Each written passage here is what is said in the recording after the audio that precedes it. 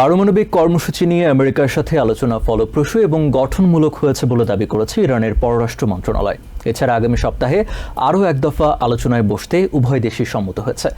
শনিবার ইরানের পররাষ্ট্রমন্ত্রী আব্বাস আরাকচি এবং প্রেসিডেন্ট ডোনাল্ড ট্রাম্পের বিশেষ দূত স্টিভ উইটকফের নেতৃত্বে ওমানের রাজধানী মাস্কটে দুই দেশের প্রাথমিক আলোচনা অনুষ্ঠিত হয়। আব্বাস আরাকচি জানান, ইরান একটি ন্যায্য ও সম্মানজনক সমঝোতায় পৌঁছতে আগ্রহী। পারমাণবিক কর্মসূচি নিয়ে আমেরিকার সঙ্গে ন্যায্য ও সম্মানজনক চুক্তি চায় ইরান। ওই লক্ষ্যে ওমানে তেহরান ও ওয়াশিংটনের উচ্চ পর্যায়ের প্রতিনিধি দলের বৈঠক হয়েছে। বৈঠক শুরুর কয়েক ঘন্টা আগে ইরানের পররাষ্ট্রমন্ত্রী আব্বাস আরাকচি বলেন, তাদের লক্ষ্য আমেরিকার সঙ্গে একটি ন্যায্য ও সম্মানজনক চুক্তি করা। শনিবার ওমানের রাজধানী মাস্কটে অনুষ্ঠিত এই বৈঠক ফলপ্রসূ হয়েছে বলে জানায় তেহরান। দুই দেশের মধ্যে পারমাণবিক কর্মসূচি নিয়ে উত্তেজনা কমানোর প্রথম ও অত্যন্ত গুরুত্বপূর্ণ ধাপ হিসেবে বিবেচিত এই বৈঠক 2.5 ঘন্টা ধরে চলে। বিবৃতিতে ইরানের পররাষ্ট্র মন্ত্রণালয় জানায়, আগামী সপ্তাহে আবারও দুই পক্ষ আলোচনায় বসতে সম্মত হয়েছে। ওমানের পররাষ্ট্রমন্ত্রীর উপস্থিতিতে বৈঠকে ইরানের পররাষ্ট্রমন্ত্রী আব্বাস আরাকচি ও প্রেসিডেন্ট ডোনাল্ড ট্রাম্পের বিশেষ দূত স্টিভ উইটকফ বেশ কিছু সময় ধরে নিজেদের মধ্যে সরাসরি কথা বলেছেন। রয়টার্স জানিয়েছে, পরমাণু কর্মসূচি বন্ধের বিনিময়ে আমেরিকার দেওয়া নিষেধাজ্ঞা প্রত্যাহারের প্রসঙ্গ ছাড়াও বৈঠকে আমেরিকা ইরানের মধ্যে চলমান আঞ্চলিক উত্তেজনা কমানো ও বন্দি বিনিময় নিয়ে আলোচনা হয়েছে। ইরানের পররাষ্ট্রমন্ত্রী আব্বাস আরাকচি এই আলোচনাকে গঠনমূলক বলে অভিহিত করেছেন। তিনি জানান, ওমানের মধ্যস্থতায় আলোচনার সময় ইরান ও আমেরিকা 4 দফা বার্তা বিনিময় করেছে। আলোচনা শেষে আরাকচি ও স্টিভ উইটকফ কিছু সময়ের জন্য সরাসরি কথা বলেন, যা দুই দেশের মধ্যে বিরল এক মুহূর্ত। আমাদের লক্ষ্য খুব পরিষ্কার, সেটি হলো জাতীয় স্বার্থ রক্ষা করা। আলোচনায় মূলত পরমাণু কর্মসূচি ও অর্থনৈতিক নিষেধাজ্ঞা তুলে নেওয়ার বিষয়ে মনোযোগ দেওয়া হয়েছে। আমরা একটি ন্যায্য ও সম্মানজনক চুক্তির লক্ষ্যে সমঝোতায় পৌঁছতে চাই। আলোচনায় সবচেয়ে গুরুত্বপূর্ণ দুটি বিষয় ছিল ইরানের ইউরেনিয়ামের মজুদ বাড়ানোর সীমা এবং দেশটির ওপর নিষেধাজ্ঞা শিথিল করা।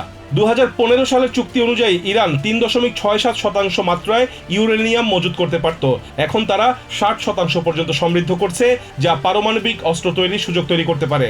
তাই এই নিয়ে আন্তর্জাতিক পর্যায়ে উদ্বেগ বেড়েছে। প্রেসিডেন্ট ডোনাল্ড ট্রাম্প 2018 সালে একতরফাভাবে চুক্তি বাতিল করেছিলেন। এরপর থেকেই উত্তেজনা বাড়তে থাকে। আবার আলোচনায় বসা দুই দেশের জন্যই গুরুত্বপূর্ণ। বিশ্ব রাজনীতিতে নতুন সমাধানের ইঙ্গিত দিচ্ছে এই উদ্যোগ। তবে বিশ্লেষকরা বলছেন, দুই পক্ষের মধ্যে এই আলোচনা একদিকে যেমন আশার সঞ্চার করছে, তেমনি আলোচনায় কোনো ফল না এলে অঞ্চল জুড়ে উত্তেজনা মারাত্মক আকার ধারণ করবে এমন আশঙ্কাও রয়েছে। ইরানের সাথে পরমাণু আলোচনা এখন পর্যন্ত ঠিকঠাক মতো এগিয়ে চলেছে বলে মনে করেন প্রেসিডেন্ট ডোনাল্ড ট্রাম্প। শনিবার এয়ারফোর্স ওয়ানে সাংবাদিকদের তিনি জানান, কোনো কিছু চূড়ান্ত হওয়ার আগে সে বিষয়ে কথা বলা পছন্দ করেন না তিনি। তারপরও তার মনে হচ্ছে আলোচনা সঠিক পথে এগিয়ে চলেছে। অন্যদিকে রাশিয়া ইউক্রেন যুদ্ধ বন্ধে খুব শীঘ্রই সুখবর পাওয়া যাবে বলে আশা করছেন ট্রাম্প। তবে এই মুহূর্তে এ নিয়ে বিস্তারিত বলতে চান না তিনি। এছাড়া তার শুল্কারোপে মূল্যস্ফীতি যেমন কমে আসছে, তেমনি দেশের অর্থনীতিও বেগবান হচ্ছে। সেই সাথে সীমান্ত সম্পূর্ণ সুরক্ষিত বলেও দাবি করেন প্রেসিডেন্ট। শনিবার ওমানের রাজধানী মাস্কটে ইরানের বিতর্কিত পরমাণু কর্মসূচি বন্ধে বহুল প্রতীক্ষিত আলোচনা হয়েছে দেশটির পররাষ্ট্রমন্ত্রী আব্বাস আরাকচি এবং প্রেসিডেন্ট ডোনাল্ড ট্রাম্পের মধ্যপ্রাচ্য বিষয়ক দূত স্টিভ উইটকফের সঙ্গে। প্রাথমিক এই আলোচনার পর আগামী 17 এপ্রিল দুই পক্ষ আবারও বৈঠকে বসবে বলে খবর পাওয়া যাচ্ছে। অত্যন্ত স্পর্শকাতর এবং আলোচিত বিষয়টি নিয়ে মায়ামি যাওয়ার পথে শনিবার এয়ারফোর্স ওয়ানে সাংবাদিকরা প্রেসিডেন্টের শরণাপন্ন জানতে চান অগ্রগতি সম্পর্কে। জবাবে ট্রাম্প বলেন, ইরানের সাথে পরমাণু আলোচনা এখন পর্যন্ত ঠিকঠাক মতো এগিয়ে চলেছে। তিনি জানান, কোনো কিছু চূড়ান্ত হওয়ার আগে সে বিষয়ে কথা বলা পছন্দ করেন না। তারপরও তার মনে হচ্ছে আলোচনা সঠিক পথে এগিয়ে চলেছে। অন্যদিকে ইউক্রেন রাশিয়া যুদ্ধ বন্ধে খুব শীঘ্রই সুখবর পাওয়া যাবে বলে আশা করছেন ট্রাম্প। তবে এই মুহূর্তে এ নিয়ে বিস্তারিত বলতে চান না তিনি। এছাড়া তার শুল্কারোপে মূল্যস্ফীতি যেমন কমে আসছে, তেমনি দেশের অর্থনীতিও বেগবান হচ্ছে। সেই সাথে সীমান্ত সুরক্ষিত হচ্ছে বলেও দাবি করেন প্রেসিডেন্ট। এদিকে হোয়াইট হাউস থেকে এক বিবৃতিতে জানানো হয়েছে, ইরানের সাথে মধ্যপ্রাচ্য বিষয়ক বিশেষ দূত স্টিভেন উইটকফের আলোচনা যথেষ্ট ইতিবাচক এবং ফলপ্রসূ হয়েছে। তাই আশা করা যায় আলোচনার মাধ্যমেই দুই পক্ষের বিরোধ মিটিয়ে একটি শান্তিপূর্ণ সমাধানে আসা সম্ভব হবে। এজন্য আগামী শনিবার আবারও বৈঠকে বসবে উভয় পক্ষ বলেও জানানো হয়েছে ওই বিবৃতিতে।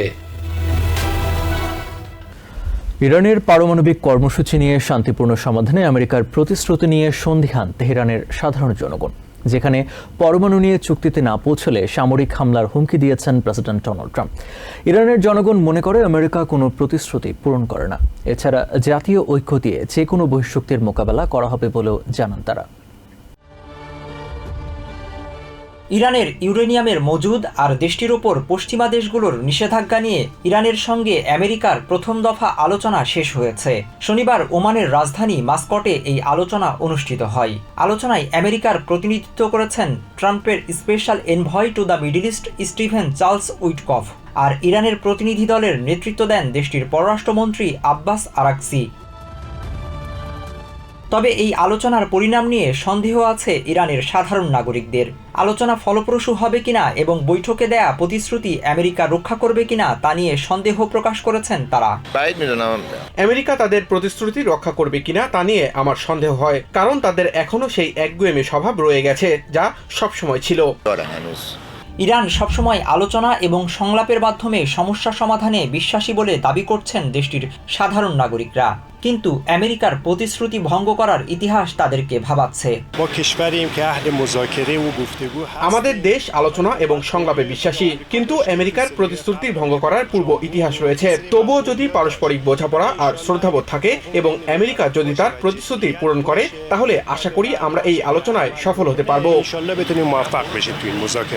এদিকে ইরানকে চুক্তিতে আনার জন্য সামরিক অভিযানের হুমকি দিয়েছেন প্রেসিডেন্ট ট্রাম্প। এ বিষয়ে ইরানিরা বলছেন, অভ্যন্তরীণ মতবিরোধ যাই থাকুক না কেন, জাতীয় স্বার্থে তারা ঐক্যবদ্ধ।